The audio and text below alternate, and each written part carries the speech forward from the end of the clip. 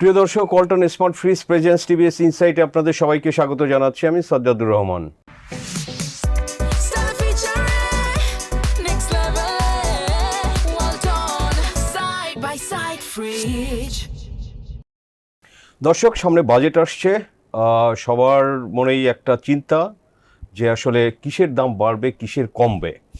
So আমরাও বাজেটের আগে এনবিআরের সোর্সে বিভিন্নভাবে আমরা রিপোর্ট করে থাকি যে আসলে কোথায় নতুন ট্যাক্স বসবে বা কোথায় কমতে পারে এগুলো নিয়ে।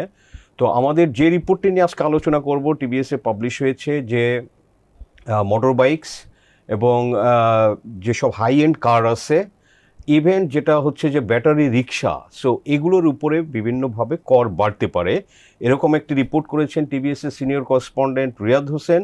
সো দর্শক, আমরা রিয়াদের সাথে আলোচনা করব যে বিষয়টা কি এবং বিস্তারিত আপনাদের সাথে শেয়ার করব। রিয়াদ, স্বাগতম আপনাকে। এই যে মোটর বাইকের উপরে ট্যাক্স বাড়তে পারে, তারপরে হচ্ছে যে হাই এন্ড কার যেগুলো বেশি সিসি বা টেসলা, তো আপনি প্রথমে মোটর বাইকেরটা আসলে কি বিষয়টা? সাজ্জাদ ভাই, আপনাকে ধন্যবাদ। যে বিষয়টা মোটর বাইকের যে বিষয়টা আলোচনায় আছে সেটা হচ্ছে মোটর বাইক আপনি খেয়াল করবেন, যখন কেউ মোটর বাইক কেনে তখন নিবন্ধন করতে গেলে কিন্তু একটা রোড ট্যাক্স বলে একটা ট্যাক্স আছে, সেটা দিতে হয়। এটি সাধারণত 2 বছরের জন্য নেয়, আবার কেউ কেউ 10 বছরের জন্য করে, 2 বছর অথবা 10 বছর। তো এটি সম্ভবত 2 বছরের জন্য 1300 টাকা মেবি এরকম, বা 2300 টাকা এরকম কোনো একটা অ্যামাউন্ট হবে। এটা রোড ট্যাক্স। এটা রোড ট্যাক্স। তো এটি ওই নিবন্ধনের সময় দিয়ে দিতে হয়। কিন্তু যারা প্রাইভেট কার অথবা অন্য ভেহিকেল যাদের আছে, বড় গাড়ি, সেক্ষেত্রে কিন্তু প্রতি বছরের জন্য একটা অ্যাডভান্স ইনকাম ট্যাক্স দিতে হয়। তো মোটর বাইকের ক্ষেত্রে এটা নাই। এখন মোটর বাইকের ক্ষেত্রে আগামী অর্থ বছরে যে বাজেটটা আগামী আসছে, সেই বাজেটে এরকম একটি বিষয় আসতে পারে, অর্থাৎ যারা মোটর বাইক যার নামে নিবন্ধন আছে তাকে এখন প্রতি বছরই একটা নির্দিষ্ট হারে ট্যাক্স তার উপরেও ধার্য হতে পারে, এরকম একটা প্ল্যান এনবিআর এর। ওকে, তাহলে এটা মোটর বাইকের দামের সাথে রিলেটেড না কিছু না, যেটা হচ্ছে যে ওনার তার একটা ট্যাক্স দিতে হবে, লাইক কার, প্রাইভেট কারের যেভাবে হয়। মোটর বাইক তো কেউ কিনে ফেলে রাখার জন্য কেউ কিনবে না। মোটর বাইক কেনার পরেই তো মোটর বাইক নিবন্ধনের প্রশ্ন আসবে। যখনই মোটর বাইক নিবন্ধন করতে যাবে, নিবন্ধনের সাথে সাধারণত এটা দিতে হবে। আর প্রতি বছর বছর এটি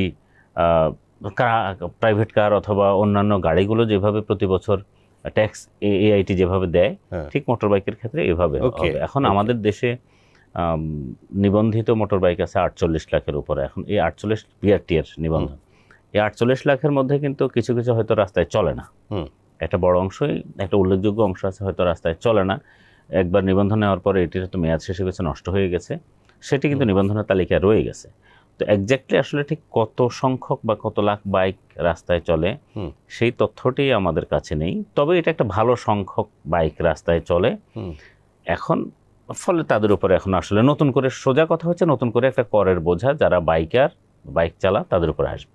ওকে, আর আপনার গাড়ি নিয়ে যে কথাটা, যে সিসি বেশি সেগুলো তো ট্যাক্স বাড়তে পারে, বা বিষয়টা কি? এমনি তো এগুলোতে হাই ট্যাক্স আছে। বিষয়টা হচ্ছে, হ্যাঁ, ওই গাড়ির ক্ষেত্রে যেটা আছে, আমি যে মোটর বাইকের ক্ষেত্রে আরেকটি বিষয় বলতে ভুলে গেছি। এখানে 2000 টাকা থেকে 10,000 টাকা পর্যন্ত এই রেঞ্জটা হতে পারে প্রতি বছর।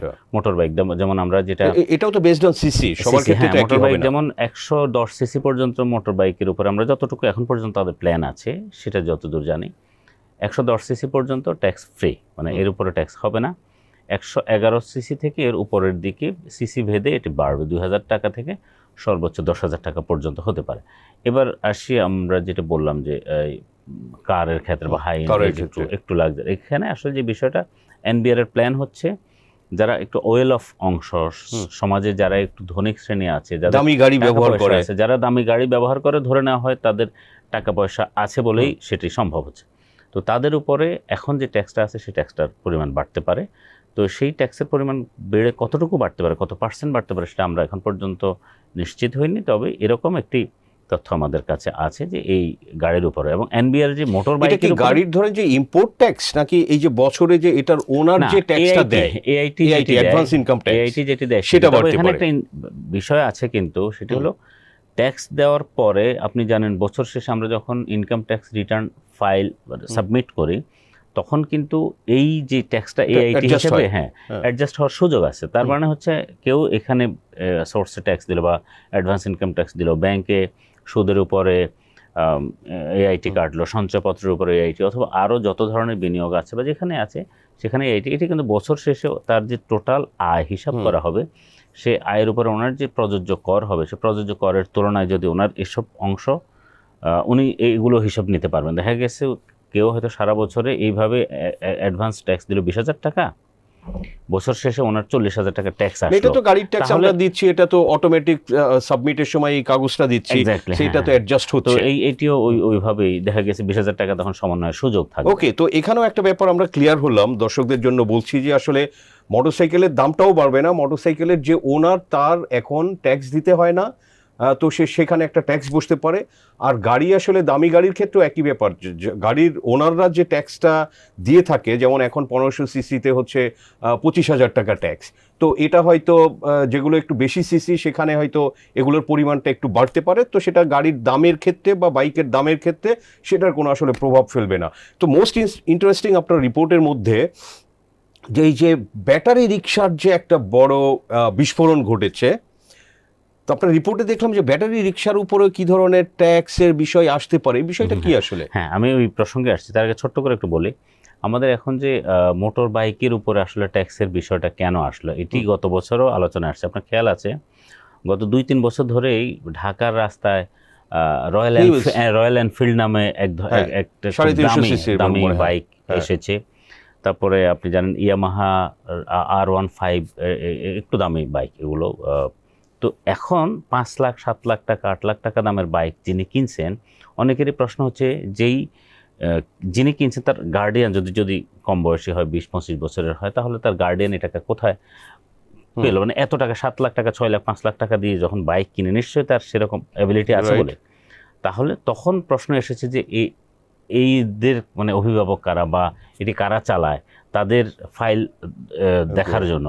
তখনই আসলে মেবি এনবিআর এর মাথায় চিন্তাটা এসেছে যে হ্যাঁ, এই বাইকগুলোকে ট্যাক্সের আওতায় আনা। কিন্তু এখানে একটা প্রশ্ন আসে, এই বাইকের সঙ্গে আপনি খেয়াল করবেন এখন ঢাকার রাস্তায় প্রচুর কিন্তু এরকম বাইক চলে, এবং অনেকে বাইক চালিয়ে তার সংসার ব্যয় নির্বাহ করে, রাইড শেয়ার, এবং অনেকের নিত্য কাজের জন্য এটা প্রয়োজন হয়। এটি কিন্তু অনেক ধনী শ্রেণী সবাই বাইক চালাবে right. তেমন না, ফলে তাদের উপরে কিন্তু ট্যাক্সের ভারটা বাড়বে। এবার আসি আপনি যে বিষয়টি বললেন যে আমাদের ব্যাটারি চালিত রিক্সা এখন ঢাকা শহর বা সারা দেশ ছেয়ে গেছে ব্যাটারি চালিত রিক্সায়। মানে এটা কি এখন বাংলার টেসলা হিসেবে কেউ বলেন। এটি প্রচুর অ্যাক্সিডেন্ট হয়। তো এটি কিন্তু এক ধরনের মানে রেগুলেশনের মধ্যে নাই কোনো ধরনের, যে যার মতো করে আনছে চালাচ্ছে। তো এই গাড়িগুলোর উপরেও ট্যাক্স ইম্পোজের চিন্তা করছে সরকার। এখন এখানে দুইটা বিষয় হতে পারে। একটা হলো যে ট্যাক্সটা আমরা যতদূর শুনেছি 1,000 টাকা থেকে শুরু হয়ে 5,000 বা কত টাকা এরকম একটা অ্যামাউন্ট হয়তো আছে। এই অ্যামাউন্টটা গাড়ি বিভিন্ন ধরুন যে গাড়িটা ঢাকায় চলে তার হয়তো একটু বেশি হবে, যেটি গ্রামে চলে তার কম হবে, এইরকম এইভাবে এই ধরনের ইয়ের মধ্যে আসতে পারে। প্রশ্ন হচ্ছে এদেরকে তো তেমন কোনো নিবন্ধন নেই, ফলে এদেরকে ট্যাক্সের আওতায় আনলে সেটি কতটুকু বাস্তবায়ন করা সম্ভব হবে সেটা একটা বিষয়।